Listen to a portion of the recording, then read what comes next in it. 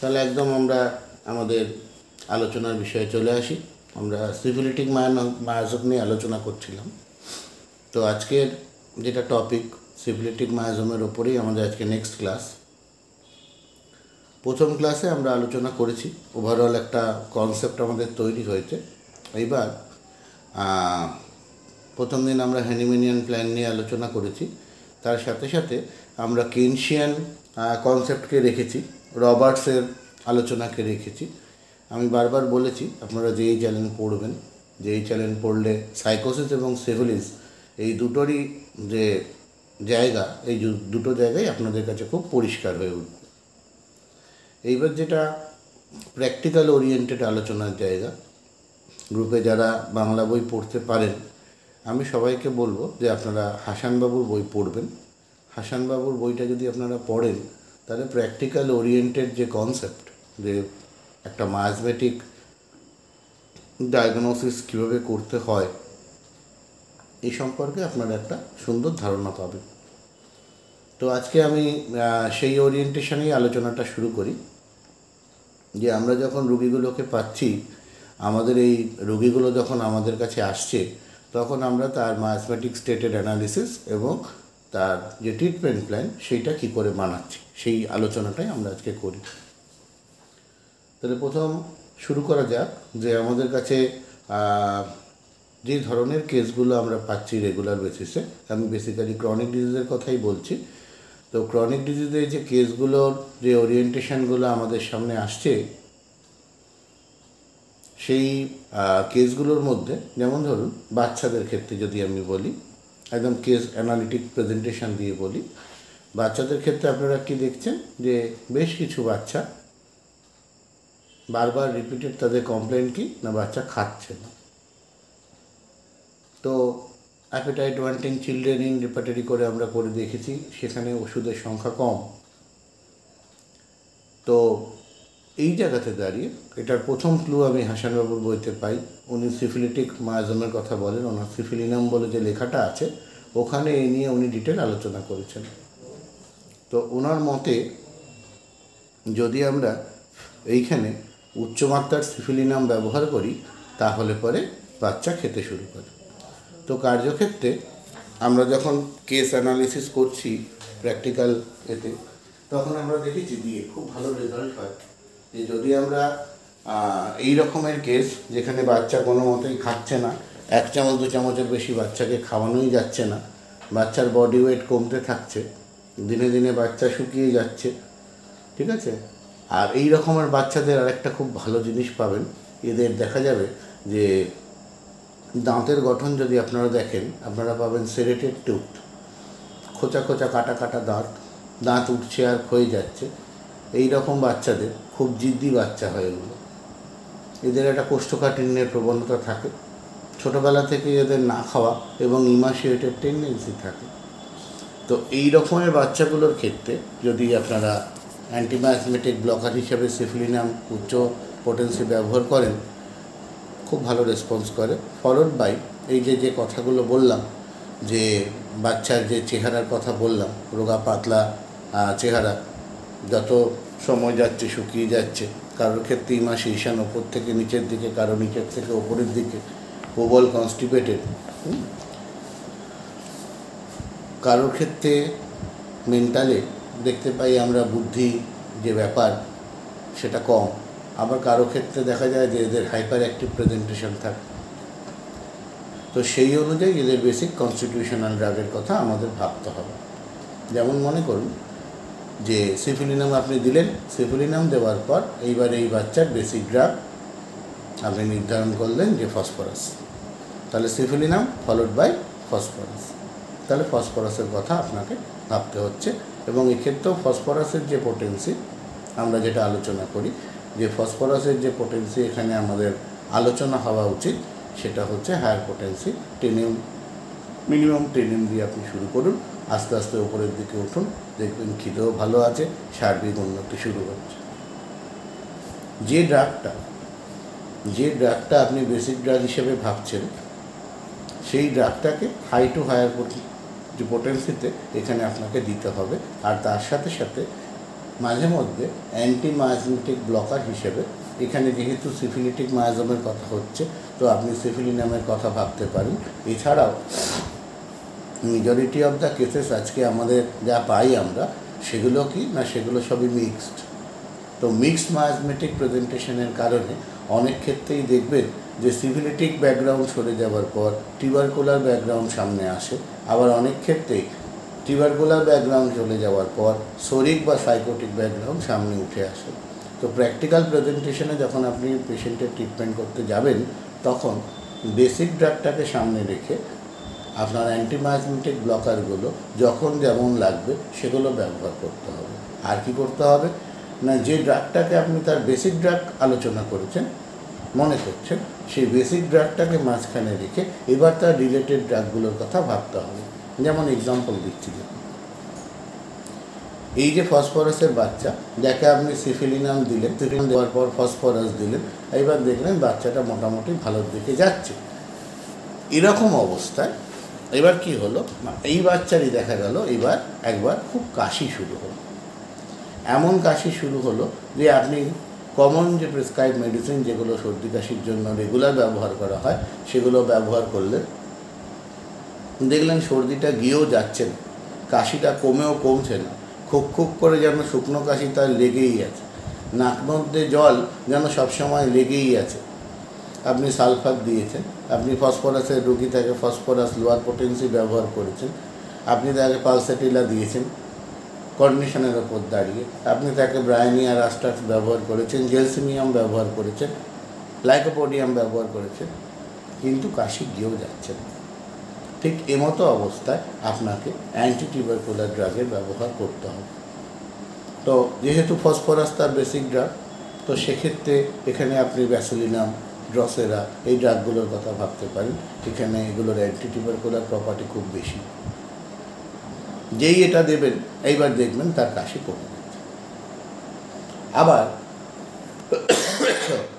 এই ফসফরাসের যে বাচ্চা, এই ব্যাসিলিনাম দিলেন বা সিফিলিনাম দিলেন, তারপর ফসফরাস দিলেন, বাচ্চা ভালো আছে, হঠাৎ করে শুনবেন তার মাসেলসে সাংঘাতিক ব্যথা, তার গ্রোথ পেন খুব বেড়েছে, এত গ্রোথ পেন বেড়েছে যে সে তার নড়াচড়া করতে সমস্যা হচ্ছে, পুরো শিরডালা ধরে তার ব্যথা শুরু হয়েছে, অল্প স্কুলের ব্যাগটা বয়ে নিয়ে যেতে পারছে না। ঠিক আছে, তো তার যখন ঠিক এই রকম একটা অবস্থার মধ্যে দিয়ে সে যাবে, তো সাংঘাতিক তার ব্যথা হচ্ছে, তাকে দড়ি দিয়ে বেঁধে রাখতে হচ্ছে, তাকে গা হাত পা টিপে দিতে হচ্ছে। ছোট বাচ্চার এইরকম তো হবার কথা নয়, এরকম হচ্ছে কেন? যদি ঠিক এই রকম ঘটনাটা ডেভেলপ করে থাকে, তাহলে আপনি বুঝবেন তার মধ্যে সাইকোটিক ডোমেন যে ঘটনা, সেই সাইকোটিক ডোমেন তার মধ্যে আস্তে আস্তে আস্তে আস্তে বাড়ছে। যেই তার মধ্যে সাইকোটিক ডোমেন বাড়তে থাকবে, তখন তার মধ্যে বিভিন্ন রকমের পেন সেন্সেশন ডেভেলপ করবে। যত পেন বাড়বে তত সাইকোটিক মায়াজমের ডোমেন বাড়বে। আর আপনি যতক্ষণ পর্যন্ত না তাকে সাইকোটিক বেস ড্রাগ দেবেন, এই ব্যথা কমবে না। এক্ষেত্রে এই ফসফরাসের যে বাচ্চা, তাকে আপনি মেডোরিনাম, থুজা, সাইকোটিক কম্পাউন্ড এই ড্রাগগুলো যখনই তাকে দেবেন, এইবার দেখবেন সেই বাচ্চার ব্যথা যন্ত্রণা ভালো থাকছে। তাহলে দেখুন, প্র্যাকটিক্যাল ওরিয়েন্টেড যখন আপনি কেস করতে যাবেন, তখন আপনাকে চোখ কান খোলা রাখতে হবে যে আমার বাচ্চাটার বা আমার পেশেন্টটার মধ্যে আমি কি কি অসুবিধে লক্ষ্য করছি, আর সেই অসুবিধাটা আমার কোন কোন মায়াজমের ইখতিয়ারের মধ্যে পড়ছে। সেই কারণের জন্য আমাদের এই যে মায়াজমের যে আলোচনা, এই আলোচনাটা আমরা রিপিটেডলি বারে বারে করছি এই একটাই কারণে, যাতে করে এই জায়গাটা আপনাদের কাছে খুব পরিষ্কার হয়ে ওঠে। কারণ সাইকোসিস, সিফিলিস, টিউবারকুলার, সোরা এদের প্রত্যেকের নিজস্ব কিছু ইখতিয়ার থাকলেও কার্যক্ষেত্রে কিন্তু আমরা ঘটনাটা পাই মিক্সড। সেই জন্য এই যে মিক্স মায়াজমেটিক কন্ডিশন, এই মিক্স মায়াজমেটিক কন্ডিশনকে ইন ডেপথ আমাদের জানার দরকার। চলে আসুন পরের ঘটনায়। বাচ্চাদের ট্রিটমেন্ট করতে গিয়ে দেখছেন এই বাচ্চার সর্দি কাশি কমছে না, বাচ্চার সর্দি কাশিকে কমানো যাচ্ছে না, বাচ্চার সারা বছর ধরে সর্দি চলছে, নাক দিয়ে জল পড়া চলছে, হাঁচি চলছে, টনসিলের ফোলা চলছে, অ্যালার্জিক রাইনাইটিসের প্রেজেন্টেশন চলছে। একটু আগেই বলেছি যে এই রকমের যে কন্ডিশন, যখন রেসপিরেটরি ট্র্যাক্টের ওপরের এখতিয়ার বাড়ে তখন আমরা টিউবারকুলার মায়োজমের কথা ভাবি। ঠিক এবার এক্ষেত্রে যখন আপনি দেখলেন যে আপনি অ্যান্টি টিউবারকুলার ড্রাগ দিয়েছেন, বাচ্চা কিছুদিন ভালো ছিল, তারপরে আবার যেই কেসে একটু আগেই আলোচনা করেছি, আপনি হয়তো সেই বাচ্চার বেসিক ড্রাগ ফসফরাস, লাইকোপোডিয়াম, পালসেটিলান, অ্যাট্রামিউন যে কোনো একটা কনস্টিটিউশনাল ড্রাগ হিসেবে বাচ্চাকে চিনেছেন।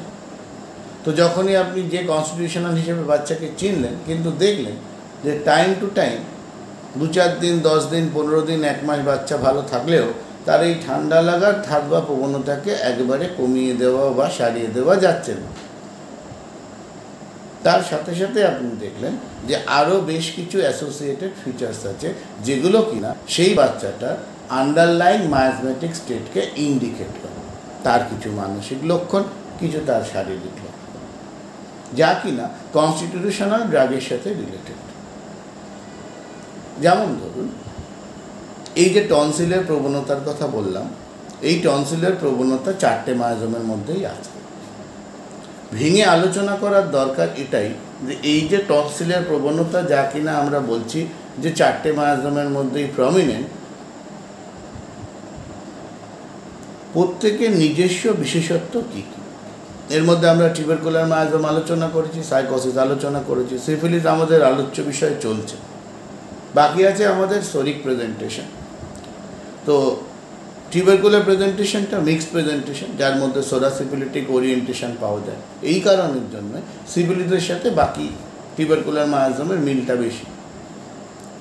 চলে আসুন যে আমাদের টনসিলাইটিস বা এই যে ঘটনাগুলো, যেটা কমছে না বলে আপনি আলোচনা করছেন যে এই বাচ্চাটা তো কমাতে পারছি না। অনেক ক্ষেত্রেই দেখবেন এই যে টনসিল বড় হয়ে আছে, এনলার্জ হয়ে আছে, সারা বছর ধরে আছে, একটা পেনলেস কন্ডিশন। টনসিলাইটিস আছে একটা পেনলেস কন্ডিশন। এই পেনলেস কন্ডিশন যখন বাচ্চার চলবে এবং তার সাথে সাথে তার স্যালাইভেশনের টেন্ডেন্সি, তার দাঁত ক্ষয়ে যাওয়া, তার বোনস পেন, তার কনস্টিপেশনের প্রেজেন্টেশন, তার ঘাম, তার মাথায় টাক পড়ে যাওয়া, অল্প বয়সে চুল পেকে যাওয়া, কানে পুজ হওয়ার প্রবণতা, এই ঘটনাগুলো যদি পান, অথবা তার জন্মগত বডির মধ্যে যদি কোনো ডিমার্কেশন বা মার্ক পান, যেগুলো আমি আগের দিন আলোচনা করেছিলাম যে বডির মধ্যে আমাদের কিছু স্টিগমা নিয়ে আমরা জন্মাতে পারি। তো এই রকমের সিফিলিটিক স্টিগমা যদি ওই বাচ্চাটার বডির ওপরে থাকে, যেমন ক্লেফট প্যালেট, ক্লেফট লিপ, ঠিক আছে, এইগুলো যদি থাকে, তার সাথে সাথে যদি তার ডিফর্মিটিস অফ দ্য বডিজ থাকে সারা শরীরের মধ্যে, চামড়ার ওপরে যদি তার ব্রাউনিশ পিগমেন্টারি প্রেজেন্টেশন থাকে, তামাটে বর্ণের দাগ থাকে, তাহলে আপনি ভাবতেই পারেন। এই তার সাথে সাথে একটু আগেই বললাম, চোখ, অল্প বয়সে চোখে চশমা লেগে যাচ্ছে, কানে শুনতে অসুবিধা হচ্ছে, অল্প বয়সে চুল পেকে যাচ্ছে, চুল উঠে যাচ্ছে, এই রকমের ঘটনা যদি থাকে, তাহলে কিন্তু আপনাকে সিফিলিটিক মায়োজম ওরিয়েন্টেশন ভাবতে হবে। তাহলে টনসিলাইটিসের জায়গায় কি বুঝলেন না, এটা ইনডিউরেটেড হয়ে থাকে, এটা জেনারেলি একটা পেনলেস কন্ডিশন, এর পাকার প্রবণতা নেই, ব্যথা যন্ত্রণা থাকে না, এটা সিফিলিটিক টনসিলাইটিসের প্রেজেন্টেশন। আর এটা যদি টিউবারকুলার টনসিলাইটিস হতো, সাংঘাতিক তার ব্যথা যন্ত্রণা, সহজেই অ্যাকিউট সাপুরেটিভ টনসিলাইটিস বা কুইন্সি ডেভেলপ করতো, বারবার টনসিলটা পেকে যাওয়ার প্রবণতা, তার সাথে তার ঠান্ডা লাগার প্রবণতা, তার কানের মধ্যে ব্যথা, তার কানে পুজ হওয়ার প্রবণতা, সব জায়গাতেই দেখবেন একটা ঠান্ডা লাগার প্রবণতা, সব জায়গাতেই দেখবেন একটা চিলি সেন্সেশন। বেসিক্যালি কখনো কখনো হট হয়, তবে জেনারেলি এদের চিলিনেসটা বেশি। এর সাথে সাথে আর কি পাওয়া যায়, সাপুরেটিভ টেন্ডেন্সি। তাহলে দেখুন, যেখানে সিফিলিস সেখানেও ডিস্ট্রাকশন, আর যেখানে টিউবারকুলার সেখানেও ডিস্ট্রাকশন। তফাৎটা হচ্ছে একজন তৈরি করে সাপুরেশন, সোরা মিক্সড উইথ সিফিলিস। টিউবারকুলার যেখানে, সেখানে হচ্ছে সাপুরেশন। টিউবারকুলারের সব জায়গাতেই সাপুরেশন, ইজিলি টেন্ডেন্সিস টু সাপুরেট। সিফিলিটিক মায়াজমের ইনডিউরেশনস, গ্ল্যান্ডগুলো ইনডিউরেটেড হয়ে উঠছে। এহেন বাচ্চারই দেখলেন সার্ভাইকাল গ্ল্যান্ডগুলো সব ফুলে আছে। এই জিনিস আপনি ব্যাসিলিনামেও পড়েছেন, এই জিনিস আপনি সিফিলিনামেও পড়বেন। তাহলে কখন কাকে কোনটা দিতে হবে এইটা একটু বুঝতে হবে। Gland and glandular presentation with painlessness, induration, hardness, ঠিক আছে, এই যদি বাচ্চার থাকে বা এই যদি আপনার পেশেন্টের ক্ষেত্রে থাকে, সেক্ষেত্রে আপনি সিফিলিটিক মায়াজমের কথা ভাববেন। এবং এর সাথে সাথে এই পেশেন্টগুলোর মধ্যে গরম কাতরতা বেশি। তাহলে যেটা বলতে বলতে পিছিয়ে আসলাম, একটা জায়গাকে ইন্ডিকেট করেছিলাম, সেটা হচ্ছে টনসিলাইটিস। তাহলে টনসিলাইটিসের প্রেজেন্টেশন বুঝলেন। এরপরেই পাচ্ছেন এই বাচ্চাগুলোর অ্যাডিনয়েডসের প্রবণতা। অ্যাডিনয়েডস বাইরে থেকে দেখলে বোঝা যাবে না, কিন্তু ওই আগের দিনেও আলোচনা করছিলাম যে অ্যাডিনয়েডের সোয়েলিং আছে, কানে কম শুনছে, মুখটা হাঁ করে আছে, মুখ ঠিকমতো প্রপার বন্ধ হচ্ছে না, প্রচুর স্যালাইভেশন হচ্ছে, গলায় ব্যথা থাকে না, কিন্তু যত সময় যাচ্ছে তার কানে শুনতে অসুবিধা হচ্ছে, অ্যাডিনয়েড বড় হচ্ছে, চাপ পড়ছে। এটা টিউবারকুলার নয়, এটা সিফিলিটিক। এই জায়গাগুলোকে একটু খেয়াল করতে হবে। তাহলে সিফিলিটিক গ্ল্যান্ডের প্রেজেন্টেশন, গ্ল্যান্ডিউলার ওরিয়েন্টেশন, টনসিলাইটিসের কথা বললাম। এইবার এই সিফিলিটিক প্রেজেন্টেশনের যাবতীয় ঘটনা নর্মাল মডালিটি রাতে বাড়ে। তাহলে সারাদিন ভালো, রাতেবেলা বাড়ছে। এই ঘটনা আপনি ফাইটোলাক্কাতেও পড়েছেন, ফাইটোলাক্কার একটা পার্ট সিফিলিটিক। এই ঘটনা আপনি আর্সেনিকেও পড়েছেন, তো আর্সেনিক ডেফিনেটলি সিফিলিটিক, মাঝরাতে বৃদ্ধি। বেলেডোনার বৃদ্ধির কথাও পড়েছেন, হ্যাঁ ডেফিনেটলি বেলেডোনাতেও আছে রাত্রিকালীন বৃদ্ধি। তো বেলেডোনায় দেখুন ডিস্ট্রাকশন, বেলেডোনার মধ্যে প্রচুর পরিমাণে ব্লিডিংয়ের প্রেজেন্টেশন, বেলেডোনার মধ্যে ডিস্ট্রাকশনের প্রেজেন্টেশন, বেলেডোনার নাইটলি অ্যাগ্রাভেশন, এগুলো সবই তার সিফিলিটিক ওরিয়েন্টেশন। তাহলে যে ড্রাগের মধ্যেই আপনি এই ঘটনাগুলোকে পাচ্ছেন সেগুলো সব সিফিলিটিক ওরিয়েন্টেড ড্রাগ, এবং এদের গ্রুপিংয়ে আপনাকে সিফিলিটিক ড্রাগের কথা ভাবতে হবে। তাহলে দেখুন গ্ল্যান্ডিউলার প্রেজেন্টেশনের জায়গায় আমরা ছিলাম। এরপরেই দেখুন অনেক ক্ষেত্রেই দেখবেন মামস হয়েছে, অ্যাকিউট মামসের প্রেজেন্টেশন। আপনারা পালসেটিলা দিয়েছেন, রাস্টাক্স দিয়েছেন, কমে গেছে। পালসেটিলা দিয়েছেন, রাস্টাক্স দিয়েছেন, ব্রাইনিয়া দিয়েছেন, কমে গেছে। কিন্তু induration of the parotid gland আর সাবসাইড করছে। এই induration of the gland with painlessness যদি হয়, তো সেক্ষেত্রে কিন্তু আপনাকে একটু সিফিলিটিক ড্রাগের কথা ভাবতে হবে। তাহলে সারা বডিতে যে কোনো গ্ল্যান্ডের ওপরেই এরকম ঘটনাগুলো পাবেন। প্যারোটিড গ্ল্যান্ডের কথা বললাম, সার্ভাইকাল গ্ল্যান্ডের কথা বললাম। অনেক ক্ষেত্রেই দেখবেন post auricular group of lymph node, মানে ঠিক কানের পেছন দিকের গ্ল্যান্ডগুলো ফুলে ওঠে। এই কানের পেছন দিকের গ্ল্যান্ডগুলো ফুলে ওঠে কিন্তু সাপোর্টেটিভ টেন্ডেন্সি। ইতিহাস নিলেই দেখতে পাবেন এদের মাথার মধ্যে উকুন আছে, ইতিহাস নিলেই দেখতে পাবেন ওদের ওই কানে ইনফেকশন আছে, রিজিওনাল লিম্ফ্যাডিনোপ্যাথিসগুলো ডেভেলপ করে আছে সেই কারণে। তো সেক্ষেত্রে আপনি ভাবতেই পারেন অনেক ক্ষেত্রেই সাবম্যান্ডিবুলার গ্রুপ অফ লিম্ফ নোডগুলোর সোয়েলিং পাওয়া যায়। তো যখনই সাবম্যান্ডিবুলার লিম্ফ নোডের সোয়েলিং পাবেন, একটু ডেন্টাল ক্যারিস বা এই ঘটনাগুলো কেমন আছে একটু দেখে নেবেন। যদি দেখেন যে হ্যাঁ ডিস্ট্রাকশান আছে, ক্যারিস্টিথ আছে, অনেকগুলো দাঁতের গণ্ডগোল আছে, সাপোর্টেটিভ ওরিয়েন্টেশন নেই, সেক্ষেত্রে কিন্তু আপনি সিফিলিটিক ড্রাগ দিলে পরে রেসপন্স পাবেন। অবশ্যই ডেন্টিস্টের ওপিনিয়ন নিতে হবে। তাহলে গ্ল্যান্ড এবং গ্ল্যান্ডিউলার প্রেজেন্টেশনের ঘটনা এই গেল আমাদের সিফিলিটিক ওরিয়েন্টেড। বাচ্চাদের ক্ষেত্রে ঠান্ডা লাগার প্রবণতা যেখানে কমছে না, সেখানে কিন্তু আপনি এই ওরিয়েন্টেড প্রেজেন্টেশন থাকলে ভাবতে পারেন। অ্যালার্জিক রাইনাইটিসের ক্ষেত্রেও একই ঘটনা। সকালবেলা ঘুম থেকে উঠেই হাঁচছে, সাংঘাতিক হাঁচছে, হাঁচি কমানো যাচ্ছে না। ব্যাসিলিনাম দিয়েছেন, বেসিক ড্রাগ দিয়েছেন, টিউবারকুলিনাম দিয়েছেন, রেসপন্স করছে, টাইম টু টাইম ভালো থাকছে, কিন্তু বেশি দিন ভালো থাকছে না। এবার বংশগত ইতিহাস অলরেডি আলোচনা হয়েছে। বংশের যে বিভিন্ন ডিস্ট্রাকটিভ ডিজিজগুলো আছে সেগুলোর ইতিহাস নেবেন বংশগত ইতিহাসে, যে তার ফ্যামিলি ওরিয়েন্টেড যে ডিজিজগুলো তাতে ডিস্ট্রাকটিভ ওরিয়েন্টেড ডিজিজ কীরকম আছে দেখে নেবেন। মায়ের ইতিহাসের কথা আগের দিন বলেছি, মায়ের রিপিটেড অ্যাবর্শনের হিস্ট্রি, মায়ের ব্লাড ওরিয়েন্টেড ডিজিজ, ব্লাড ক্যান্সারের প্রেজেন্টেশন, হিমোফিলিয়া জাতীয় রোগ, ব্লাড ওরিয়েন্টেড প্রেজেন্টেশন, বোন ম্যারোর গণ্ডগোল, এগুলো আছে কিনা একটু জেনে নেবেন। বংশে সুইসাইডাল ডেথ, মানসিক সমস্যা, বংশের মধ্যে ডিস্ট্রাকটিভ ডিজিজ, আলসার, ক্যান্সার, এই সমস্ত ব্যাপারগুলো আছে কিনা।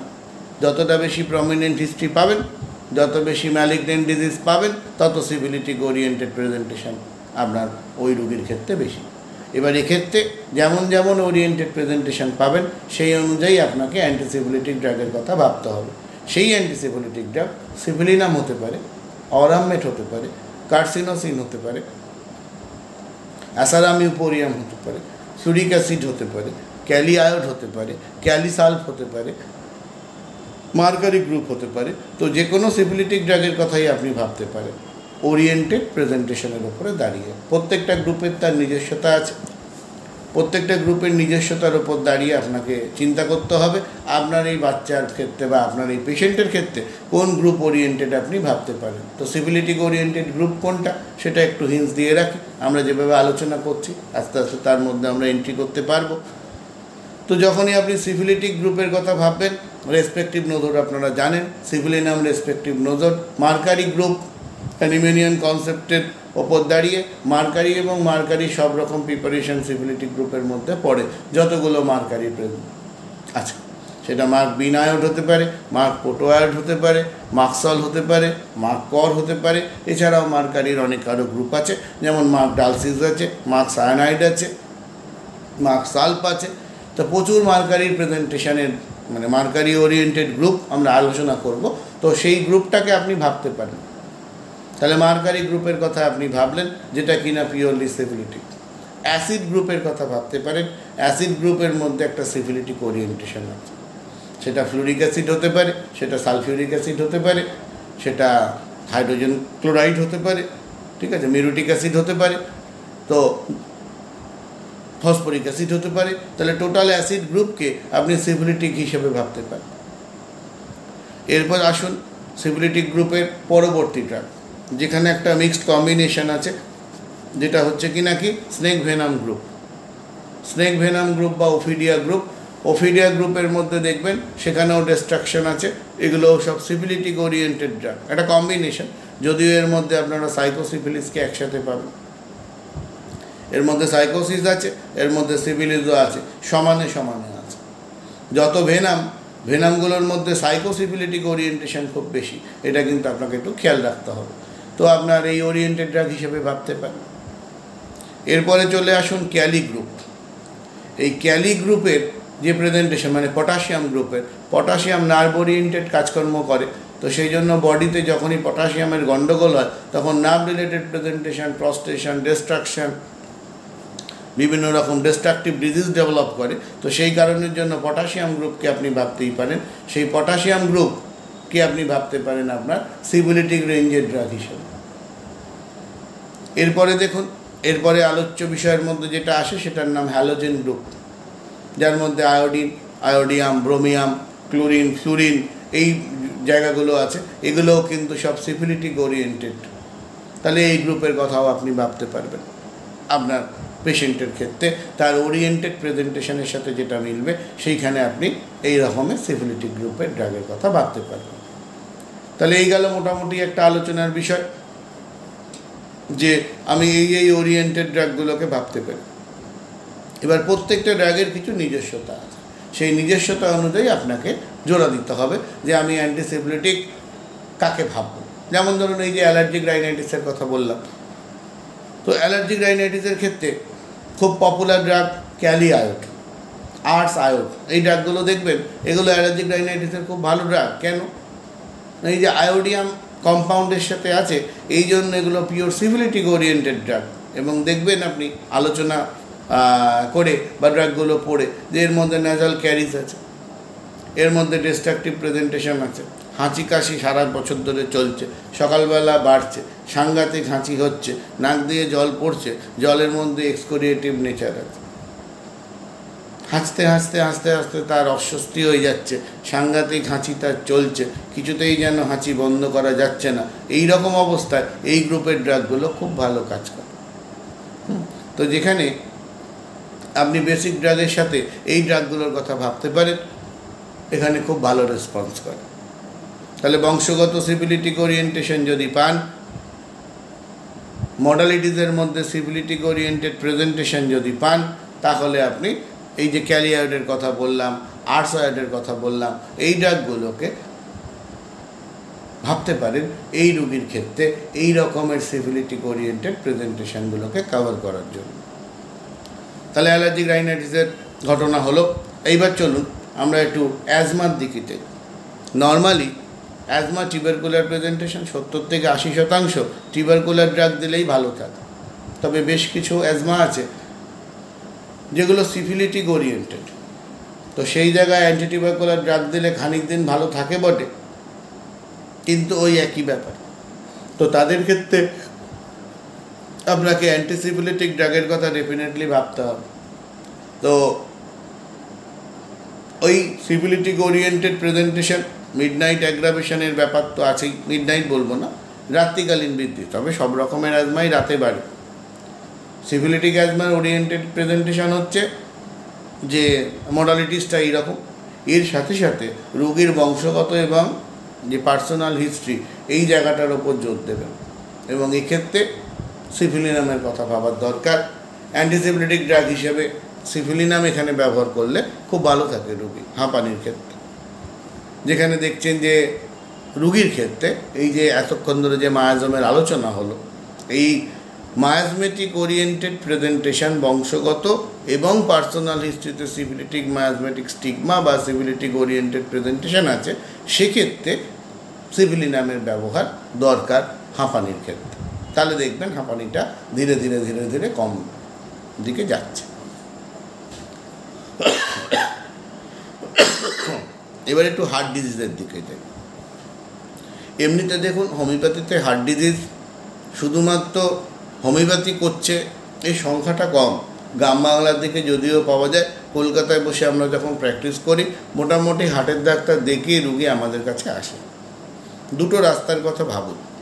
একটা হচ্ছে আপনার রুগী আপনার কাছে অন্য সমস্যা নিয়ে এসছে, তার সাথে সাথে আপনি তার হার্টের ওষুধের কথা জানলেন। আর একটা ঘটনা হতে পারে আপনার এই রুগী হার্টের সমস্যা নিয়েই আপনার কাছে ট্রিটমেন্ট করাতে এসছেন। এই দুটো ওরিয়েন্টেড প্রেজেন্টেশন আপনাকে আলোচনার মধ্যে আনতে হবে। প্রথম যখন রুগী আপনার কাছে অন্য সমস্যা নিয়ে আসছে, তার সাথে তার হার্টের সমস্যা আছে, আপনি একটু ডিটেল হার্টের ব্যাপারে ঘটনাগুলো যদি জানেন, তাহলে আপনার মায়াজমেটিক অ্যানালিসিস করতে সুবিধা হবে। সবচেয়ে যেটা কমন ব্যাপার, এই রেসপিরেটরি ওরিয়েন্টেড ডিজিজ আমরা যেগুলো পাই তার মধ্যে একটা বড় সড়ো পার্ট কিন্তু হার্ট রিলেটেড থাকে। তো অনেক ক্ষেত্রেই আমাদের সেগুলোকে একটু ডিডি করে নিতে হয়, কেননা যেগুলো হার্ট রিলেটেড রেসপিরেটরি ডিজিজ সেইগুলো সিফিলিটিক ওরিয়েন্টেশন বেশি। যেগুলো হার্ট রিলেটেড রেসপিরেটরি ডিজিজ সেগুলোর সিফিলিটিক ওরিয়েন্টেশন বেশি। এইবার হচ্ছে কী রকমের হার্ট ডিজিজে আপনি সিফিলিটিক ড্রাগের কথা ভাববেন। আরেকটা কথা এখানে একটু বলবো, যারা হার্টের ওষুধ খাচ্ছেন, যারা কার্ডিওলজিস্ট দেখিয়েছেন, তো সেই জায়গাগুলোতে দাঁড়িয়ে আপনারা সাপোর্টিভ ড্রাগের কথা ভাববেন।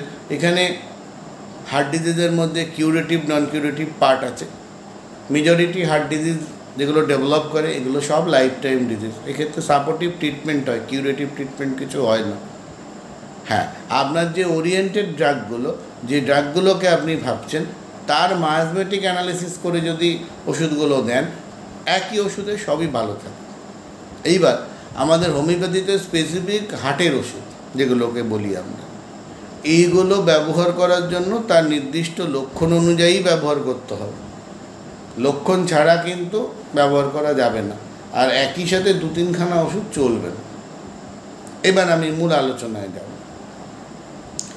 যে বাচ্চার বা যে পেশেন্টের ক্ষেত্রে আপনি দেখছেন তার কনজেনিটাল হার্ট ডিজিজ আছে, এই কনজেনিটাল হার্ট ডিজিজের মেজর পার্টটাই সিফিলিটিক, তাহলে তার শরীরের যে কোনো রকম কমপ্লেন নিয়ে যখন আপনার কাছে আসবে, আপনি তাকে সিফিলিটিক ড্রাগ দিতে পারেন। এরকম কেস আমাদের কাছে আছে। আমার কাছে অনেকগুলো কেস এরকম পেয়েছি আমি, যে কনজেনিটাল হার্ট ডিজিজ আছে, অপারেশন করা হয়েছে বা করা হবে, তার প্ল্যান চলছে। এখন বাচ্চাটা কিসে ভুগছে না, এখন বাচ্চাটা দেখা গেল সারা গায়ে স্কিন ইরাপশনস আছে। এক্ষেত্রে সিফিলিটিক ড্রাগ অদ্ভুত কাজ করে, বিশ্বাস করতে পারবেন না, অদ্ভুত কাজ করে। আপনি সোরাইনামের ব্যবহার করে দেখেছেন, কাজ করেনি। আপনি ব্যাসেলিনাম ব্যবহার করে দেখেছেন, কিছুদিন ভালো ছিল। ওই যে বংশগত সিফিলিটিক স্টিগমা নিয়ে এসছে যে কনজেনিটাল হার্ট ডিজিজ, এক্স্যাক্টলি এর ওপর চিন্তা করে যখন ওষুধ দিয়েছি, অদ্ভুত রেজাল্ট। আস্তে আস্তে আস্তে আস্তে স্কিন ডিজিজ কমতে শুরু করে। এবার এই কনজেনিটাল হার্ট ডিজিজ বুঝতেই পারছেন, এখানে বিরাট করণীয় কিছু থাকে না। তো সেক্ষেত্রে অপারেটিভ প্রেজেন্টেশনগুলোর কথা আমাদের ভাবতে হয়।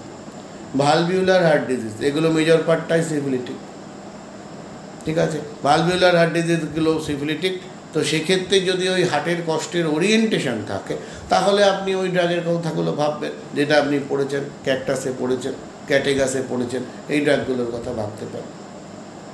ক্যাকটাস, ক্যাটেগাস, ডিজিটালিস, এই ড্রাগগুলো দিতে আপত্তি কিছু নেই। নেজা, এগুলো দিতে কোনো আপত্তি নেই, ক্যালমিয়া ল্যাটিফ্লোটা।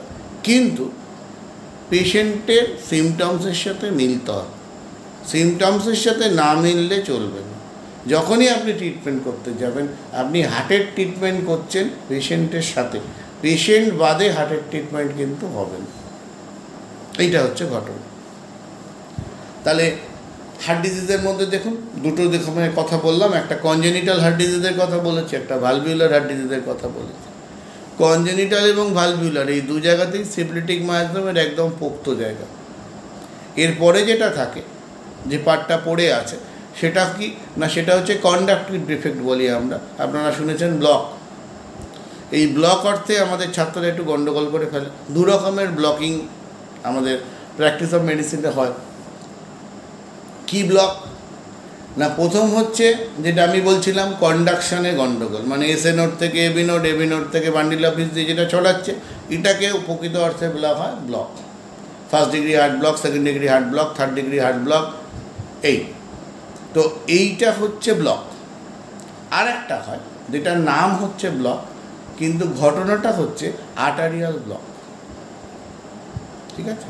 তো তার মধ্যে রক্ত চলাচলের গণ্ডগোল, যেটাকে আমরা ইসচেমিক হার্ট ডিজিজ বলি।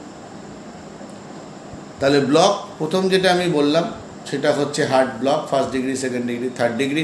এগুলো সবই বুঝতেই পারছেন নার্ভ ওরিয়েন্টেড ঘটনা, তো এখানে সিফিলিটিক বেস বেশি। পরের পার্ট যেটা আছে, যেটা হচ্ছে ইসচেমিক হার্ট ডিজিজের প্রেজেন্টেশন। তো ইসচেমিক হার্ট ডিজিজের প্রেজেন্টেশনের জায়গায় এটা একটা অ্যাজমেটিক বেসে যদি যাই, এর সিফিলিটিক ওরিয়েন্টেশন আছে, সঙ্গে সাইকোটিক ডোমেনও আছে। এটা সাইকোসিফিলিটিক ওরিয়েন্টেশন, ঠিক আছে। যে অ্যাঞ্জিওগ্রাম করে দেখা গেল যে আমার রক্ত ঠিক মতো যাচ্ছে না, রাইট এতে আমার ব্লক হচ্ছে, এই 30% ব্লক, 40% ব্লক। কোথায় ব্লক না, আর্টারির মধ্যে ব্লক, করোনারি আর্টারি ব্লক। তাহলে আর্টারি আগের দিন আলোচনা করেছি যে মাসলস অ্যান্ড ভেসেলস। তাই যখন মাসলস এবং ভেসেলসের মধ্যে কোনো প্যাথোলজি ডেভেলপ করবে, তখন আপনাকে সাইকোসিসের কথা ভাবতে হবে। তাহলে মাসলস ভেসেলসে সাইকোসিস। আর যেহেতু এখানে ischemic heart disease followed by myocardial infarct, তো ওরিয়েন্টেশনটা সিফিলিটিক, তো সাইকোসিফিলিটিক ওরিয়েন্টেশনের মধ্যে আপনাকে যেতে হবে। তাহলে কন্ডাক্টিভ ডিফেক্টের কথা বললাম। চলুন, হার্টের পরবর্তী যেটা আছে পেরিকার্ডিয়াল ইফিউশন, সেখানে টিউবারকুলার ওরিয়েন্টেশন আছে, ঠিক আছে। সেখানে টিউবারকুলার ওরিয়েন্টেশন আছে পেরিকার্ডিয়াল ইফিউশনের ক্ষেত্রে। আর যেগুলো আপনার হার্টের ক্ষেত্রে যেগুলো আমরা বললাম যে মায়োকার্ডিয়াল ইনফ্রাক্ট বা যে ঘটনাগুলো, এগুলো জেনারেলি সিফিলিটিক ওরিয়েন্টেড। তো হার্ট ওরিয়েন্টেড যে মায়াজম, সেখানে সিফিলিসের অনেকটাই পার্ট। এই হলো ব্যাপার। হার্টের কথা বললাম, লাংসের কথা বললাম। লাংসের ক্ষেত্রে আপনাদের বললাম প্রথমেই যে ওরিয়েন্টেশনটা আপনারা পাচ্ছেন বিভিন্ন রকমের। তো সেই জায়গায় দাঁড়িয়ে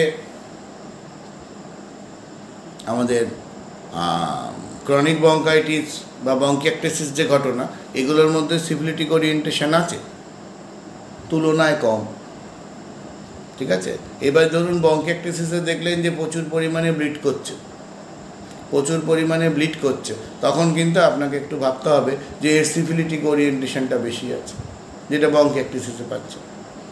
আবার যখন এমফাইসিমার প্রেজেন্টেশন পাচ্ছেন, এমফাইসিমার যে বেসিক মেকানিজম, সেখানে গিয়ে দেখবেন যে এটার মেকানিজম হচ্ছে সাইকোটিক এমফাইসিমা। তো এমফাইসিমার যখন আপনি কেস করতে যাবেন তখন টিউবারকুলার মায়োজমের সাথে আপনাকে এমফাইসিমার জন্য সাইকোটিক ওরিয়েন্টেড ড্রাগের কথাও কিন্তু ভাবতে হবে, এইটাকে একটু খেয়াল করবেন। এবার চলুন জিআই ট্র্যাক্টের দিকে যাওয়া যাক। পেশেন্ট বলছে খাচ্ছে না, যেটা দিয়ে শুরু করেছিলাম। তার সাথে সাথে আগের দিনে তো অসুখের কথা বলেছি, প্রবল কনস্টিপেশনের প্রেজেন্টেশন আছে এবং তার সাথে তার হেমারেজ পেনলেস একটা পাবেন, রেকটাল হেমারেজ আছে। ফিশার এখানে কমন প্রেজেন্টেশন, কোলাপস এখানে কমন প্রেজেন্টেশন, এটা গেল পায়খানার দিকের ব্যাপার। তার সাথে আইবিএস, কোলাইটিস, রক্ত পায়খানা চলছে, ক্রনিক ডিসেন্ট্রি, ব্লাড ডিসেন্ট্রি। এবার যদি ওপরের দিকে যাই, জিআই ট্র্যাক্টের মধ্যে পুরো ট্র্যাক্টে আলসারেশনের প্রবণতা, ঠিক আছে।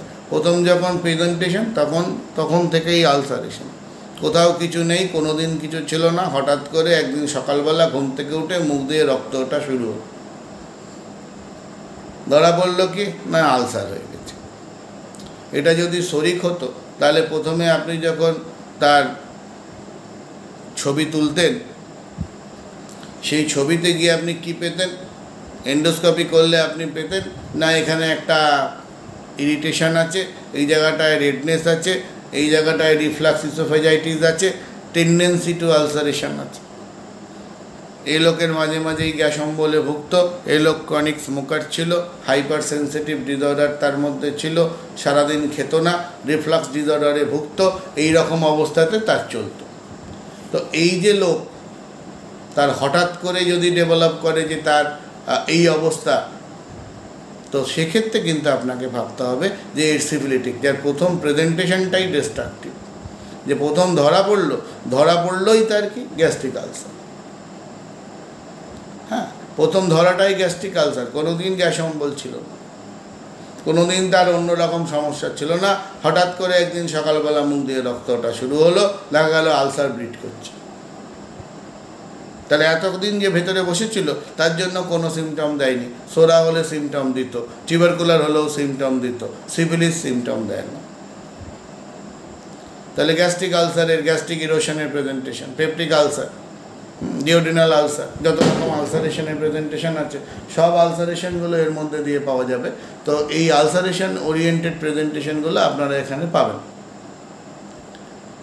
গ্যাস্ট্রিক ট্র্যাক্টের মধ্যে আলসারেশনের পরেই আপনারা যেটা ভাবতে পারেন যে আলসারেশন ফলোড বাই কার্সিনোমা। তাহলে আলসারেশনের পরেই আমরা যেটা পাই সেটা cancer and cancerous presentation. Gallbladder oriented প্রেজেন্টেশনের দিকে যদি যান, এটা জেনারেলি সাইকোটিক ডোমেন। সাইকোসিফিলিস কখন না, এই তার গলব্লাডার ওরিয়েন্টেশন ছিল না, এইবার ধরা পড়লো কি না গলব্লাডার স্টোন ম্যাটেড হয়ে আছে। গলব্লাডার স্টোন তো ছিলই, গলব্লাডারটা একদম লিভারের সাথে জড়িয়ে একটা সাংঘাতিক অবস্থায় হয়ে দাঁড়িয়েছে। এইটা সিফিলিটিক ওরিয়েন্টেশন। আপনি যদি এরপরে পেশেন্টের টেস্ট করালেন তো জানতে পারলেন যে গলব্লাডার কার্সিনোমা হয়ে আছে, তার সেকেন্ড স্টেজ বা থার্ড স্টেজ চলছে। তাহলে গলব্লাডার ওরিয়েন্টেড প্রেজেন্টেশনে স্টোন চুপচাপ বসে আছে, স্টোন আছে, এইটা পর্যন্ত হচ্ছে সাইকোটিক ডোমেন। কিন্তু যখনই সেটা পেনিট্রেটিভ প্রেজেন্টেশনে যায় তখন সেটা সিফিলিটিক ডোমেনের মধ্যে গিয়ে পড়ে। তাহলে এই গেল আপনাদের জিআই ট্র্যাক্টের ঘটনা। তাহলে পেশেন্টের ক্ষেত্রে যখন এই রকম ডোমেনগুলো পাবেন তখন আপনাদের কিন্তু একটু ভাবার দরকার হয়ে পড়বে। এরপরে তো চলুন, যেটা রেগুলার হিসেবে আপনারা পাচ্ছেন, যে আমাদের আগের দিনেও বলেছিলাম অর্থোপেডিক কেস, মানে স্পন্ডেলাইটিস, কোমর ব্যথা, এই আমাদের রেগুলার সামাল দিতে হয়। ভাববেন কি করে, বুঝবেন কি করে? রিপোর্ট দেখুন, এমআরআই রিপোর্ট দেখুন, রিপোর্টগুলো স্টাডি করবেন ভালো করে, যেখানেই দেখবেন একটু মেলাবেন। এই প্রসঙ্গে আমি ডক্টর এসপিদের রেফারেন্স দেবো, খুব সুন্দর ওনার অ্যানালিসিস। যদি দেখেন যে চাইল্ডহুড ডিস্ট্রাকশন, বয়স অল্প কিন্তু দেখা গেল যে তার ডিস্ট্রাকশন শুরু হয়ে গেছে, তো এই অবস্থায় দাঁড়িয়ে আপনাকে একটু সিফিলিটিক ড্রাগের কথা ভাবতে হবে, যে এখানে প্রথম থেকেই তার একটা ডিস্ট্রাকটিভ প্রেজেন্টেশন পাচ্ছেন, অল্প বয়স। যদি দেখেন ম্যাচুরিটি অনসেটে ডেভেলপ করেছে, তাহলে পরে আপনাদের এত চিন্তা করার কিছু নেই। ম্যাচুরিটি অনসেট হলে আপনারা শরিক ড্রাগের কথা ভাবতে পারেন। এক্সাম্পল দিই, একটা বাচ্চা ছেলে ধরুন 15 বছর 18 বছর বয়স, আপনি তাকে এক্সরে করতে দিয়েছেন, এমআরআই করতে দিয়েছেন, দেখলেন পুরোটা degenerative disease of the spine develop করেছে। তার degenerative disease of the spine যদি তার ডেভেলপ করে, তো সেই জায়গায় দাঁড়িয়ে ছোট বয়স, তাহলে আপনাকে সিফিলিটিক ড্রাগের কথাই ভাবতে হবে। তাহলে প্রথমে তার জন্য সিফিলিটিক ড্রাগ ভাববে। আবার যদি দেখেন যে ভদ্রলোকের বয়স 60 বছর 65 বছর, অনেক দিন থেকেই ছিল, তার এই যে বাড়ার রেটটা, হ্যাঁ ডাক্তারবাবু প্রথম তো ধরা পড়েছিল 30-35 বছর বয়সে, তারপর ব্যায়াম ট্যাম করে ভালোই ছিলাম, পুরো চাকরি লাইফ তো চললো, তো এই আবার একটু ব্যথা শুরু হয়েছে। তাহলে কি বুঝলেন যে এই যে গতি বা প্রকৃতি, এই যে ঘটনাটা, এর বেগটা খুব একটা বেশি না, এ ধীরে ধীরে ধীরে ধীরে বাড়ছে। যেখানে ধীরে ধীরে ধীরে ধীরে বাড়ছে সেটা সোরিক ওরিয়েন্টেশন, যেখানে একটা সাংঘাতিক র্যাপিড কোর্সে বাড়ছে সেটা সিভিলিটিক ওরিয়েন্টেশন। তাহলে এই ঘটনাটাকে একটু খেয়াল রাখবেন যে যেখানে সিভিলিটিক ওরিয়েন্টেড ভাবছি সেখানে ডিস্ট্রাকশনটার রেটটা খুব বেশি হতে হবে, ডিজেনারেটিভ প্রেজেন্টেশনটা খুব বেশি হতে হবে। তাহলে এইটা একটা এজ রিলেটেড প্রেজেন্টেশনের কথা বললাম। এবার যেখানে দেখবেন যে ডিস্ক বাল্জ আছে, যেখানে দেখবেন নার্ভ রুটে কম্প্রেশন আছে, সেখানে অবশ্যই আপনাকে সিফিলিটিক ড্রাগের কথা ভাবতে হবে। এবার আমাদের ড্রাগগুলো যেহেতু মিক্সড, আমাদের বড় বড় নোসটগুলোর যেহেতু মিক্সড, তো সেই জন্য একই রকম সিমটম পাবেন। যেমন মেডোরি নামে আছে, সিফিলি নামে আছে, টিউবারকুলি নামেও আছে। তো সব জায়গাতেই দেখবেন ফ্রোজেন শোল্ডার পাচ্ছেন, সব জায়গাতেই দেখবেন কোমর ব্যথা পা পর্যন্ত নেমে যাচ্ছে, কোমর ব্যথার প্রেজেন্টেশন পাচ্ছে। তো এই যে ঘটনাটা, এই ঘটনাটা কিন্তু আপনাকে বুঝতে হবে ওর ওরিয়েন্টেড প্রেজেন্টেশন কী আছে। সিফিলিটিক মায়াজমে নার্ভ রুট কম্প্রেশন হয়ে ঝিঝি ভাব ডেভেলপ করে, অসারতা ডেভেলপ করে, প্যারালিসিস কন্ডিশন ডেভেলপ করে। এখানে পেইন সেন্সেশন সেরকম থাকে না। কিন্তু সাইকোটিক মায়াজম যখন আলোচনা করতে যাবেন, সাইকোটিক মায়াজমের মধ্যে পেইন হচ্ছে প্রধান, তার সাথে সাথে থাকবে নামনেস। ঠিক আছে, তাহলে পেন উইথ নামনেস যখন আপনি পাচ্ছেন সেটা হচ্ছে সাইকোটিক। কিন্তু যেখানে নামনেস বেশি, যেখানে প্যারালিটিক কন্ডিশন ডেভেলপ করেছে, যেখানে গিয়ে আমরা স্ট্রোকের কথা পড়েছি, স্ট্রোকের পরে প্যারালিটিক কন্ডিশন ডেভেলপ করেছে, সেই জায়গাগুলোই দাঁড়িয়ে আমাদের কিন্তু ভাবতে হবে। এবং সেখানে আমরা যেটা পাই সেটা হচ্ছে ইমাসিয়েশন অফ দ্য পার্ট। সেই জায়গায় সার্কুলেশন কমে গেছে, সেই জায়গায় ইমাসিয়েশন ডেভেলপ করেছে, মাসেল বাল্ক কমে গেছে, সেখানে ঘাম গন্ডগোল করছে। এরকম প্রেজেন্টেশন যদি পাই, তখন আমরা সিফিলিটিক ওরিয়েন্টেড ড্রাগের কথা ভাববো। তাহলে সিফিলিটিক ওরিয়েন্টেড যে নার্ভ পেনের কথা ভাবছেন, এইটা একটা ঘটনা। আবার দেখুন, যেখানে অর্থোপেডিক কেসগুলোর ক্ষেত্রে আপনি দেখছেন যে বোনসগুলো ক্ষয়ে গেছে, কার্টিলেজগুলো ক্ষয়ে গেছে, তো সেখানে একটা যেহেতু ডিজেনারেটিভ প্রেজেন্টেশন আছে, এক্ষেত্রে অনেক ক্ষেত্রেই যদি সিফিলিটিক ড্রাগের কথা ভাবেন, খুব ভালো রেসপন্স করে। অস্টিও আর্থারাইটিস এখন ঘরে ঘরে, আপনারা রেগুলার যা রুগী দেখছেন তার মধ্যে প্রচুর অস্টিও আর্থারাইটিস পাচ্ছেন। অস্টিও আর্থারাইটিসের ক্ষেত্রে এজ রিলেটেড প্রেজেন্টেশন ভাববেন যে পেশেন্টের এজ হয়েছে। এবার দেখলেন যে হ্যাঁ, একটা severe osteo arthritis first grade, second grade, third grade develop করে আছে, ডাক্তারবাবুরা বলে দিয়েছেন যে আপনাকে অপারেশন করতেই হবে, অপারেশন ছাড়া কমপ্লিট নি রিপ্লেসমেন্ট দরকার। হাঁটু ভাঁজের কথা তো ছেড়েই দিন, সেই সঙ্গে তার ডিফর্মিটি আছে, জায়গাটা একদম আটকে আছে, হাঁটু ভাঁজ করা যায় না, সাংঘাতিক স্টিফনেস ডেভেলপ করে আছে। এই রকম জায়গাতেও সিফিলিটিক ওরিয়েন্টেড ড্রাগ খুব ভালো কাজ করে। পেশেন্টের বেসিক ড্রাগের সাথে সাথে যদি আপনি অ্যান্টিসিফিলিটিক ড্রাগগুলোর কথা ভাবেন, কেননা এখানে কি হয়েছে না, এখানে একটা সাংঘাতিক ডিস্ট্রাকশন হয়ে আছে, তো সেই জায়গায় কিন্তু খুব ভালো কাজ করে, এটা একটু ভাবতে হবে। আবার তখন ধরুন আপনি ক্যালকেনিয়াস পারের ট্রিটমেন্ট করতে যাচ্ছেন, তো ক্যালকেনিয়াস পারের ট্রিটমেন্ট যেহেতু ব্যথা আছে, যন্ত্রণা আছে, প্রথমে আমরা ওরিয়েন্টেশনে সাইকোটিক ড্রাগের কথাই ভাবি, সিফিলিটিক প্রথম ভাবি। কিন্তু অনেক ক্ষেত্রে দেখবেন এই বোনসের ওপরে গ্রোথ, পেন সেন্সেশন তুলনামূলক কম, সাংঘাতিক হারে ফোলা, গোড়ালির পেছন দিকটা ফুলে উঠেছে, কোনো কিছুতেই কমছে। ঠিক আছে, অনেক ক্ষেত্রে ব্যথা যন্ত্রণা কম থাকে ওষুধ দেওয়ার পর, কিন্তু জায়গার ফোলা ভাবটা কমছে না। সেক্ষেত্রে কিন্তু আপনি সিফিলিটিক ওরিয়েন্টেড ড্রাগের কথা ভাবতে পারেন, যদি তার বংশের ইতিহাস এবং তার পাস্ট হিস্ট্রি আপনাকে সাপোর্ট করে, তাহলে এই ড্রাগগুলো খুব ভালো কাজ করে, এই ড্রাগগুলো দিলে ভালো থাকে। এবার চলে আসুন অর্থোপেডিক কেসের কথা বলছিলাম। এরপরে ধরুন এখনকার দিনে খুব কমন কেস হচ্ছে সিটিএস, কার্পাল টানেল সিনড্রোম, সাংঘাতিক অবস্থা। এক্ষেত্রে কিন্তু সিফিলিটিক ড্রাগ অব্যর্থ, অ্যান্টিসিফিলিটিক ড্রাগ আপনাকে দিতেই হবে, যেহেতু নার্ভের ওপর কম্প্রেশন আছে, ফলোড বাই বেসিক ড্রাগ, খুব সুন্দর কাজ করে। আঙুলগুলো স্টিফ হয়ে আছে, আঙুলগুলো আটকে যাচ্ছে, ট্রিগার ফিঙ্গার ডেভেলপ করেছে, এক্ষেত্রে অ্যান্টিসিফিলিটিক ড্রাগ খুব ভালো কাজ করে। অ্যান্টিসিফিলিটিক ড্রাগের কথা ভাবুন এবং তার সাথে সাথে এই পেশেন্টের অনেকের ক্ষেত্রেই দেখবেন ট্রমাটিক হিস্ট্রি আছে, ট্রমাটিক হিস্ট্রিগুলোকে কভার করবেন সিফিলিটিক ড্রাগ দেওয়ার পর। অনেক ক্ষেত্রেই লিডাম, অনেক ক্ষেত্রেই হাইপেরিকাম, অনেক ক্ষেত্রেই আর্নিকা, রাস্টাক্স, বেলিস্পার, রুটা মাঝে মাঝেই ব্যবহার করার দরকার হয়ে পড়ে, এবং এতে কিন্তু এই কেসগুলো খুব ভালো রেসপন্স করে।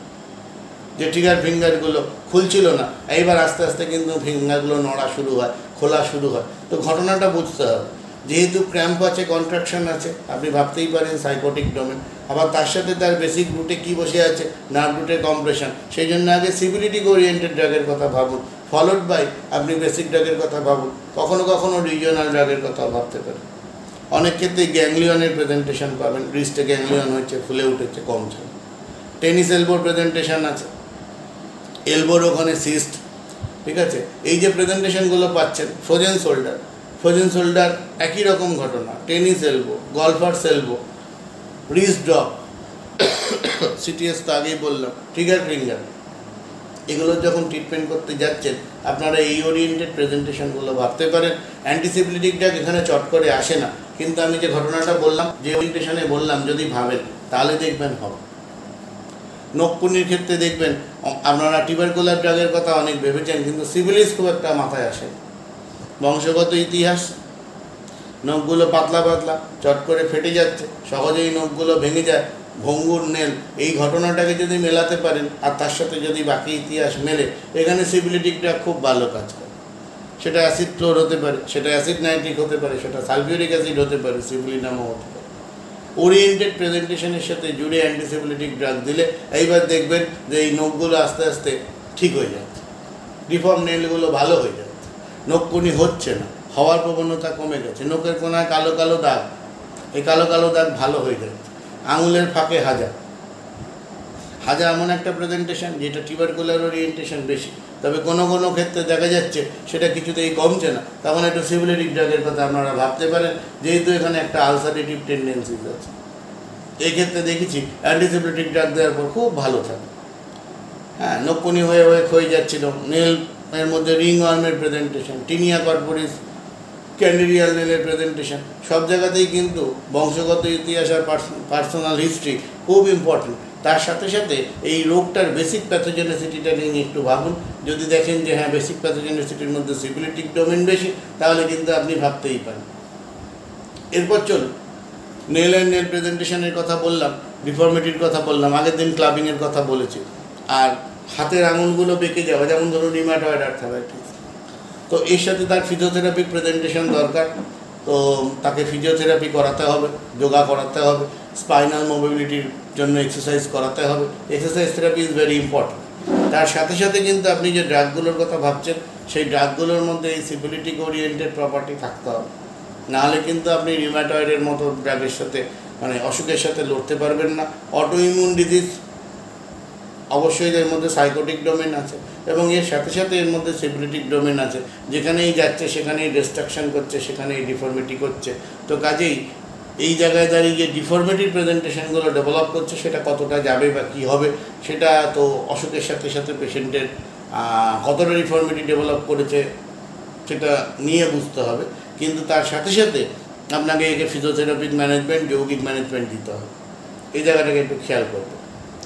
এরপর আসুন এই পেশেন্টের সেক্সুয়াল ওরিয়েন্টেড ঘটনার যে পার্টটা, এই জায়গাটা এখানে প্রচুর আলোচনা হওয়ার দরকার। এখানে প্রচুর সেক্সুয়াল অ্যাবিউজ আছে, ঠিক আছে, যেহেতু সিভিলিটিক মায়াজম, তো এর মধ্যে প্রচুর সেক্সুয়াল অ্যাবিউজ, মাস্টারবেশনের হিস্ট্রি পাওয়া যায় খুব ছোটোবেলা থেকে, এবং এরপরে এর মধ্যে সেক্সুয়াল ডিজিজগুলো সব ডেভেলপ করে। এর মেন্টাল লেভেলে গণ্ডগোল হয়, এবং এর জন্য এর পারভার্টেড সেক্সুয়াল প্রেজেন্টেশনসগুলো বেশি পাওয়া যায়। পারভার্সনের একটা কমন প্রেজেন্টেশন টিউবারকুলারেও হয়, এখানে পাওয়া যায় পারভার্টেড প্রেজেন্টেশন। তো পারভার্টেড প্রেজেন্টেশনগুলো, তার সাথে হাইপার সেক্সুয়াল অ্যাক্ট, এবং তার সাথে সাথে আপনার মাস্টারবেশনের যে হিস্ট্রি, যে ড্রাগগুলোর ক্ষেত্রে আপনি খুব বেশি পাচ্ছেন, যেমন ধরুন বুফোরানা, স্ট্যাবিসেগ্রিয়া, এই ড্রাগগুলোর সাথে, এগুলো কিন্তু সিভিলিটিক ওরিয়েন্টেড ড্রাগ। হ্যাঁ, তো এই ড্রাগগুলোর যে সিভিলিটিক ওরিয়েন্টেশন, এর সাথে সাথে অনেক ক্ষেত্রে অন্য অ্যান্টিসিভিলিটিক ড্রাগ দিয়ে একে সাপোর্ট করার দরকার, তাহলে গিয়ে এই টেন্ডেন্সিসগুলো কমে যায়। ঠিক আছে, তো এই টেন্ডেন্সিসগুলো বাচ্চাদের ক্ষেত্রে থাকে, বয়স্কদের ক্ষেত্রেও এটা নিয়ে সে রান করে, এবং এর সাথে সাথে আপনি টেন্ডেন্সিস পাবেন কি না, night falls, repeated night falls. তো এই রিপিটেড নাইট ফলসের ট্রিটমেন্ট করতে গেলেও কিন্তু আপনাকে একটু সিভিলিটিক ওরিয়েন্টেড ঘটনার কথা ভাবতে হবে। আর পরবর্তী লাইফে তো আমি বলেইছি, ছেলেদের ক্ষেত্রে ইরেকটাইল ডিসফাংশন, সেক্সুয়াল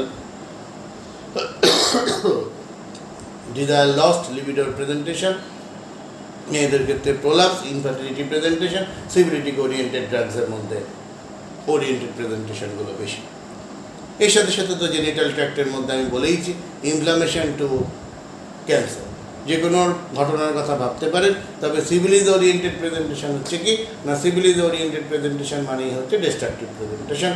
প্রথম প্রেজেন্টেশনই ulcerative presentation, destructive presentation, pre malignant state to malignant state, এবং যেখানে মেটাস্টেটিক কন্ডিশন ডেভেলপ করে আছে সেই জায়গাতে দাঁড়িয়ে সিভিলিজ ওরিয়েন্টেড ঘটনাগুলো বেশি।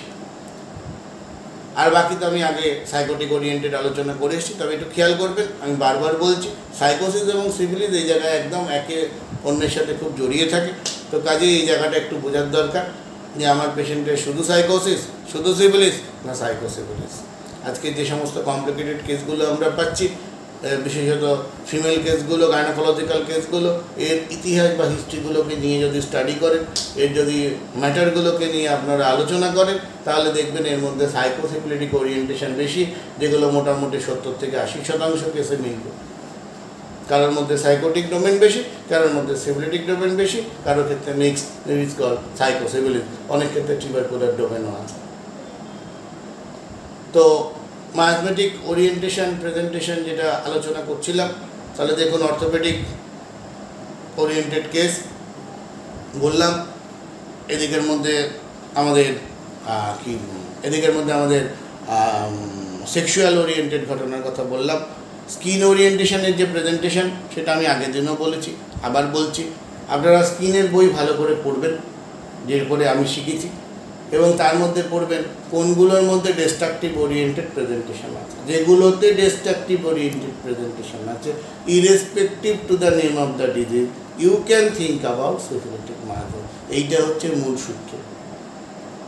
প্র্যাকটিস অফ মেডিসিনে যাদের দক্ষতা আছে তাদের মায়াজম চিনতে অসুবিধা নেই। যেখানেই আপনি ডিস্ট্রাকটিভ ওরিয়েন্টেড ডিজিজ পাবেন, যেটাই আপনি ডিজেনারেটিভ ডিজিজ পাবেন, যেটা নেক্রোটিক ডিজিজ পাবেন, যার বেসিক প্যাথোলজিক্যাল টিঞ্চ হচ্ছে ডিস্ট্রাকশন, সেটাই সিভিলিটি, সেটা সব সিস্টেমের ক্ষেত্রে।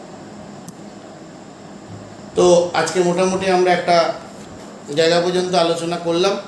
আপনারা যে এই চ্যানেলটা পড়বেন, ঠিক আছে, কেউ বলছি যেখানে এই ডাউনস বা এই যে কথাগুলো আসছে, যে যেখানে আমরা চ্যালেঞ্জ বাচ্চাগুলোকে পাচ্ছি, বা ডাউন সিনড্রোম, অটিস্টিক, এই যে ব্যাপারগুলো, এগুলোর মধ্যে একটা সিভিলিটিক টিঞ্চ আছে, খেয়াল রাখতে হবে। যদি আমরা সাইকোলজিক্যাল প্যারামিটার দিয়ে মাপতে চাই, তাহলে প্রথমে আমরা খেয়াল করব আইকিউ লেভেল কত কোন ডিজিজের ক্ষেত্রে। যেখানে আইকিউ লেভেলগুলো আমরা কম পাবো সেগুলোর মধ্যে সিভিলিটিক ডোমেন বেশি। যেগুলোর দেখা যাবে আইকিউ লেভেল মোটামুটি নর্মাল, সেখানে হচ্ছে সব সোরা সিভিলিস, মানে টিউবারকুলার। আবার বেশ কিছু কেস আছে যেখানে দেখা যায় যে আইকিউ অ্যাভারেজ বা তার থেকে বেশি, ঠিক আছে, তো সেগুলোও টিউবারকুলার রেঞ্জের মধ্যে পড়ে, তার সোরিক ডোমেন বেশি।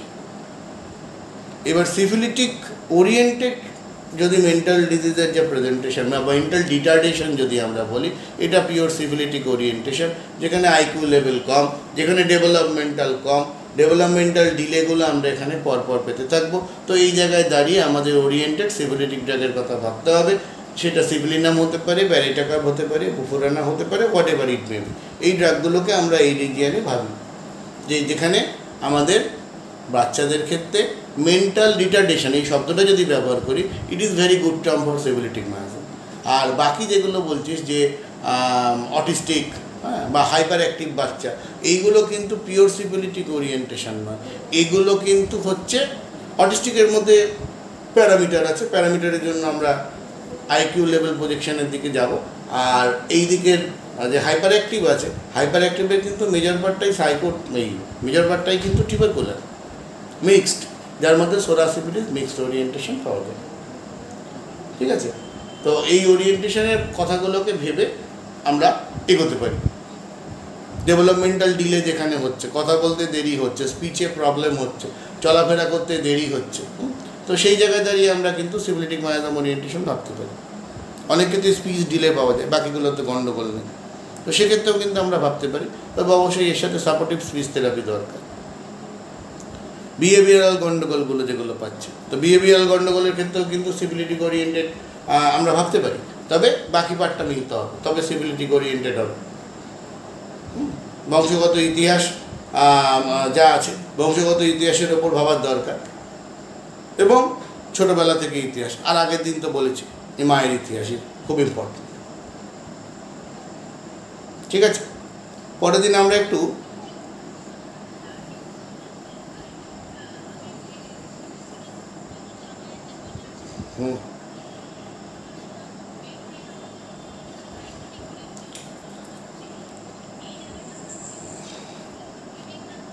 বলিস, এখানে প্যারামিটার তো নেই, লক্ষণ ভিত্তিক যদি ভাবিস, মেডোরিনামও বোকা, মেডোরিনামও বলে দেয়, সিফিলিনামও বোকা, সব বলে দেয়। তো সেই ওরিয়েন্টেড আলোচনায় কিন্তু আমাদের মেডিকায় বেশি। ঠিক আছে, এইবার তুই যেটা বলছিস যে আমরা যে প্যারামিটার যদি ভাবি, তাহলে দেখ এখানে প্যারামিটার ভাবতে গেলে আমাকে বাকি সিমটমসের ওপর, বংশগত ইতিহাসের ওপর দাঁড়াতে হবে। আমি লার্নিং ডিসঅর্ডার বললাম, তার আইকিউ লেভেল একটু আগেই বলেছি। লার্নিং ডিসঅর্ডার একটা কমপ্লেন, এটা টোটাল যে আমাদের চাইল্ড ওরিয়েন্টেড ডিজিজ আছে তার মধ্যে একটা। ঠিক আছে, সবার ক্ষেত্রেই লার্নিং ডিসএবিলিটি পাওয়া যায়, সেটা মেন্টাল রিটার্ডেশনও হতে পারে, সেটা অটিস্টিকও হতে পারে, ঠিক আছে, সেটা ADHDও হতে পারে, সবার লার্নিং ডিসঅর্ডার আছে। কিন্তু সব লার্নিং ডিসঅর্ডার তো একরকম হবে না, সব লার্নিং ডিসঅর্ডার একরকম হবে না। আমরা কিন্তু আমাদের মতোই ভাঙব। মানে আমি যে প্যাটার্নটা বলছি, এটা যদি সাইকিয়াট্রিক বা সাইকোলজিক্যাল ওরিয়েন্টেশনে ভাবিস তাহলে এইভাবে ভাবা যাবে, নচেত কিন্তু যে ডাক ভুলে যায় সেই ডাকই সাইকোটিক। এবং এখানে মেডোরিনামের আলোচনায় বেশি, সিফিলিনাম শুধুমাত্র ওই মেন্টাল রিটার্ডেশন বা রেটাকার, এই কিন্তু আমাদের মেডিকার সাথে কম্বিনেশন। আমাদের কিন্তু এই জায়গাটা একটু চোখটা খুলতে হবে বড় করে, যে এই বাচ্চাটার বংশগত ইতিহাস কি বলছে, এর মায়ের ওই সময় কি ডিজিজ ছিল, বা আজ পর্যন্ত ওর মায়ের কী কী ওরিয়েন্টেড ডিজিজ হচ্ছে, বংশগত টিঞ্জ কি বলছে, এইটা দরকার। তাহলে লার্নিং ডিসঅর্ডারের সুবিধা হবে। সঙ্গে তো আইকিউ লেভেল আমাকে সাপোর্ট করবে। আমি যদি কারো আইকিউ লেভেল পাই 40 to 50, তাহলে আমাকে সবসময় সিফিলিটিক ওরিয়েন্টেড ড্রাগ দিয়ে সাপোর্ট করে যেতে হবে। বুঝে গেল কি বললাম? আর যদি এবার যদি অ্যাভারেজ না পাই, আচ্ছা, যদি অ্যাভারেজ না পাই বা অ্যাভারেজের থেকেও কম পাই, তাহলে কিন্তু সিফিলিটিক ওরিয়েন্টেড। এই প্যারামিটার দিয়ে ভাবলে বেটার হবে। ঠিক আছে, এবার বাকি দেখ, মেডোরিনামের মধ্যে সাইকোসিফিলিটিক ব্যাকগ্রাউন্ড নেই। মেডোরিনাম শুধু সাইকোটিক তো নয়, এটা তো মিক্সড। মেডোরিনামে প্রচুর সিমটম আছে যেগুলোর মধ্যে সিফিলিটিক আছে, প্রচুর সিমটম আছে।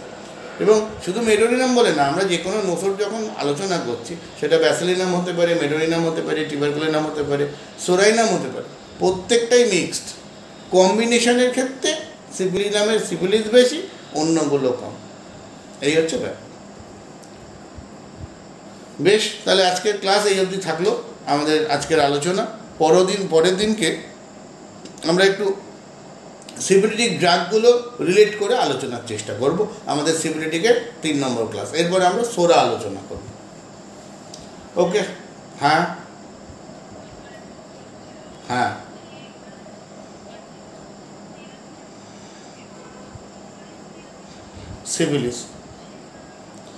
সিফিলিস যেখানেই আমরা দেখব যে কোনোভাবে রিলেটেড কি না লাইফ, ঠিক আছে, তো স্টিল বর্ন যখন হচ্ছে বারবারই তার ক্ষেত্রে আমরা দেখতে পাচ্ছি যে তার বাচ্চা মারা যাচ্ছে, সেক্ষেত্রে আমরা বুঝবো এটা সিফিলিটিক ওরিয়েন্টেড।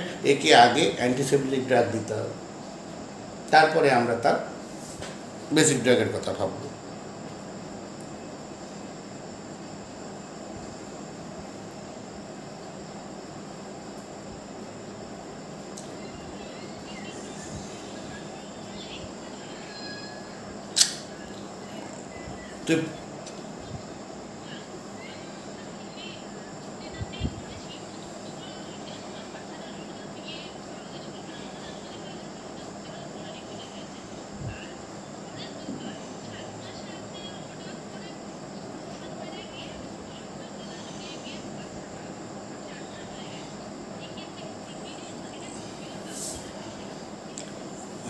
ওই যে ওই যে ওই যে বললাম যে যেখানেই আমরা বেসিক আইডিয়াটা বলি, যেখানেই দেখবো লাইফ ইজ থ্রেটেনিং, লাইফ চলে যাচ্ছে, তোর স্পিকারটা অফ কর, কেউ কিছু শুনতে পাবে না, বাচ্চার গলা আসছে।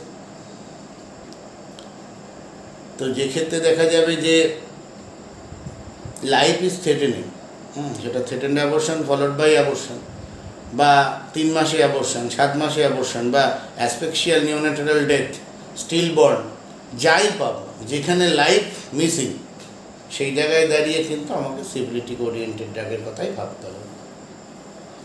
ঠিক আছে, এই ওরিয়েন্টেশনটা সিভিলিস, যেখানে লাইফ আসছে না, ঠিক আছে, যেখানে লাইফ জন্মের পরে থাকছে না, লাইফ নষ্ট হয়ে যাচ্ছে, সেই জায়গায় দাঁড়িয়ে সিভিলিস।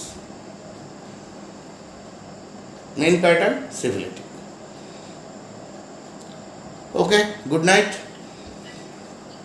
ওকে, good night. Abhik, okay, good night তাহলে। হ্যাঁ, ওকে, চলো।